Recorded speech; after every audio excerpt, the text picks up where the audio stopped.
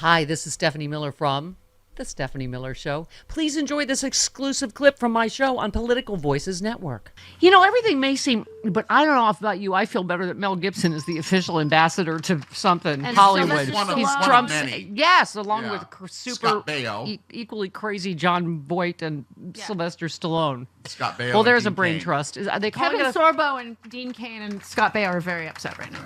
No, they're part of this. Oh, they are? Oh, yeah. Well, this is a think tank. It's my honor to announce John Boyd. I guess this would be an official proclamation from the. Oh, we're yeah. doing that again? Bassinet of the. Yes, my goodness. Okay. It's my honor to announce John Boyd, Mel Gibson, and Sylvester Stallone to be special ambassador to a great but very troubled place, Hollywood. Really?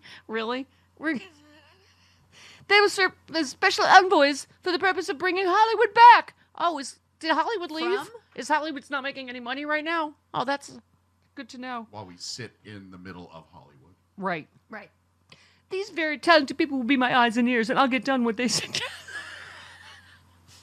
Okay, here's how in the know. Mel Gibson had no idea about this. No, He was as surprised as, he was, He's okay. kind of dealing with things at home. Yeah, just wanted to know if he gets a free house out of it, because, okay. Gibson, as you recall, I think we played it, suggested on Fox News last week that the fires may have been, quote-unquote, commissioned. Mm-hmm. Not sure by Jewish space laser or something. No. Democrats did it Never on know. purpose because Why not? something. I'm sure he blames Right. the Jews. And then while his house was burning, he was on Joe Rogan's podcast claiming that 4 of his friends' stage 4 cancer was cured by. Ivermectin. Yeah, that's helpful. Okay. I feel better. We just said yesterday, that moment with that reporter summed everything up when she said, who gets credit for this Middle East peace thing, you or Trump? And he just literally, first of all, Kamala Harris did the not today Satan face. She turned around. She did. And Biden just said, is that a joke? I mean, he's been negotiating this and putting this framework together for months. Hands it off to him. And you know damn well Netanyahu is holding this off so that Trump can go, oh, I deserve the Nobel Peace Prize. Look what I did. He's going to take credit for everything. There's a breakthrough this morning. Oh, pardon me. Yes, Cub reporter Crystal Boy. The Israeli cabinet voted for the ceasefire. Yay! So, Hooray. Jody and I were talking before the show about Biden's final approval rating of 36%, and it makes me, Angry. yes. I mean, if you watch any of the interview with Lawrence O'Donnell, or as you say, your mom's boyfriend, which you can write that as many times as you want, he is not Carol Burnett's boyfriend. He is my boyfriend. He is my boyfriend. I simply Ms. Leachman knows. pimped your mother out to get Lawrence O'Donnell to come to Boston Sexy Liberal, which worked.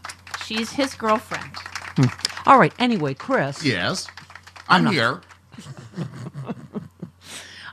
Yeah, I mean, if you watched any of it, it just he does have such an extraordinary record, and it just all of this we were talking back and forth. Oh no, now mommy and daddy are also fighting again. It's not just no, dear. There's reporting that Kamala Harris is very sad that Biden said he would have won the election, which I understand that because she was extraordinarily loyal to him, and I don't.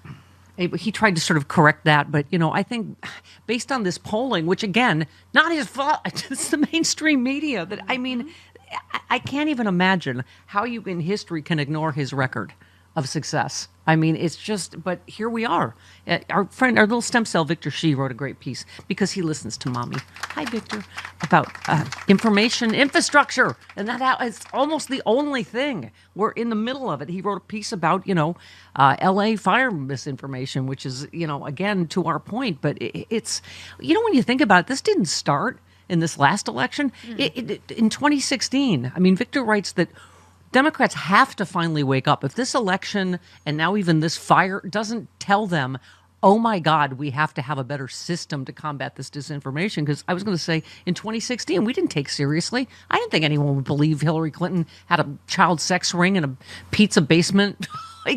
But enough people did that she very narrowly lost, thanks to a lot of other factors, But so this isn't new, the disinformation. They've just gotten even better at it and more outlets to echo the lies. And so it's Anyway, he writes a great piece. We'll link to it, but about, us going on offense and not just defense. I said that yesterday. It's just our whole life becomes no, that's not true. That's not true. That's not true. We're just perpetually on defense against this, wall of lies. But anyway, yeah, you were saying there's Biden last night, sharp.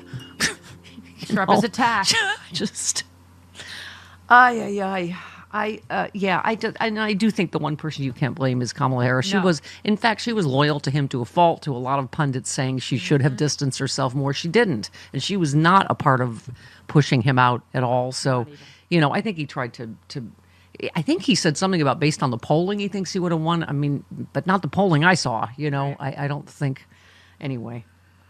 But I get it, but a lot of us were very upset about the way he got pushed out. So, Kamala Harris didn't want to be any part of that and wasn't, and then didn't, can you imagine if she would have run on that?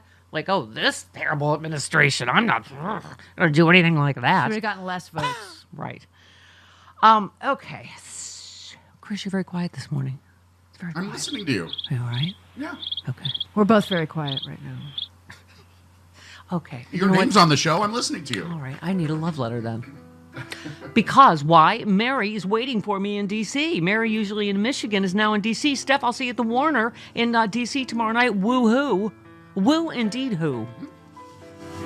I arrived from Detroit yesterday to do some research at an archive, and honest to God, a fellow researcher told me she just saw a red hat in a motorhome asking a cop why there's no RV parking on the mall. Really? I expect another day one executive order rectifying that. Oh, God. It's going to be all RVs and Schlitz cans. Is Red Schlitz hats. still around? I don't know.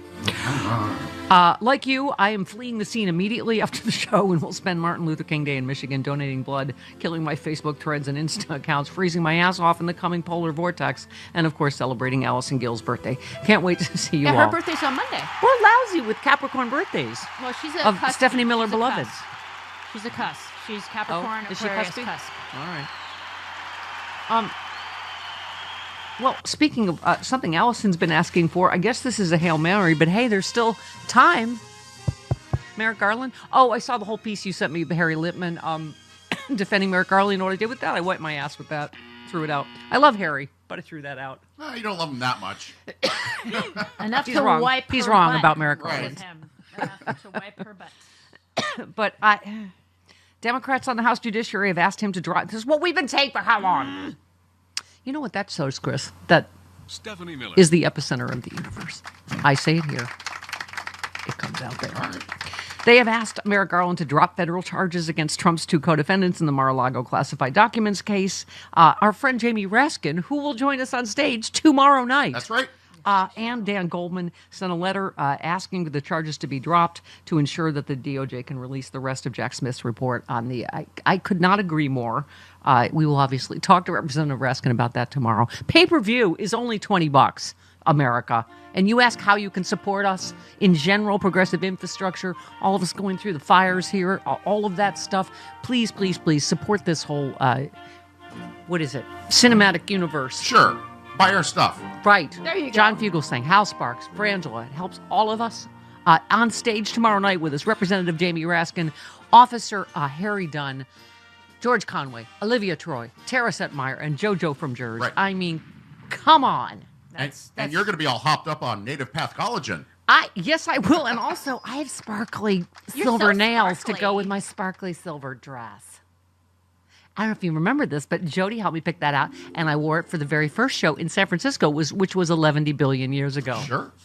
When was that? Last January? It was a year ago. It was like February, I think. In No San one Francisco? remembers that dress. It In San wasn't on Francisco? pay-per-view. Yeah. Yeah. Yeah, that was late January. Yeah. I looked like the curtain behind Liberace. Sparkly and fantastic. You look like a disco ball. Because, I thought I'd be There it celebrating the first African-American woman. Things didn't turn out that way. No. I look like a disco That's ball. not good. Okay, Chris, Yes. Uh-oh. I think this would be easy because I just said. Chris, who said the American people now deserve the opportunity to read Volume 2 of Special Counsel Smith's report, which explains how President Trump knowingly retained hundreds of presidential and highly classified records at Mar-a-Lago Club, and then deliberately defied subpoenas, obstructed law enforcement, hid evidence, and lied about his continuing retention of those records? Disco Stew. No. Representative J.D. Raskin, star of Stage, Screen, Congress, and Sexy Liberal tomorrow night. I just told you, he's the one that wrote the letter to the... Oh, Chris. Yes. Yes? We've been irritating each other for so many years. America, And me only, like, America 11. appreciates your service. Thank You've you. only been irritating me for like 11. Right? I know.